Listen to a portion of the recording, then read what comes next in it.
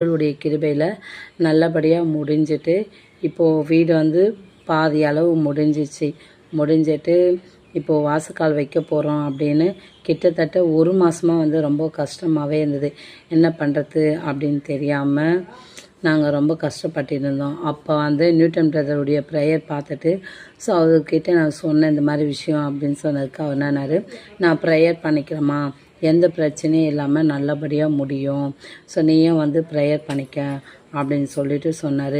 அதுலேருந்து டெய்லியும் அதிகாலையில் எழுந்து நான் ஜெபம் பண்ணிகிட்டே வந்தேன். இப்போ வந்து இன்றைக்கி தான் வந்து காலையில் வாசக்கால் வச்சு முடித்தோம்.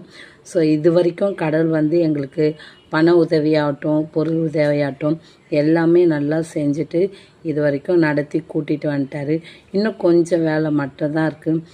அதுவும் வந்து கடவுள் எங்களுக்கு நல்லா பண்ணி கொடுப்பாருன்ற நம்பிக்கையோடு இருக்குது. இவ்வளோ தூரம் பண்ணி கொடுத்த கடவுளுக்கு வந்து ரொம்ப ரொம்ப நன்றி.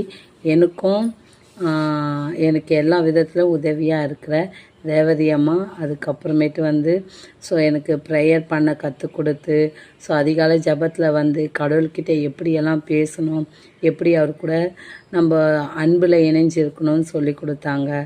ரேவதி அம்மாவுக்கும் ரொம்ப தேங்க்ஸ். நியூட்டன் பிரதர் சாருக்கு ரொம்பவே நன்றி. அவர் தான் வந்து சொன்னார், எவ்வளோ பெரிய பிரச்சனை இருந்தாலும் சரியாயிடுமா, நான் உனக்காக ப்ரேயர் பண்ணிக்கிறேன் அப்படின்னு சொன்னார்.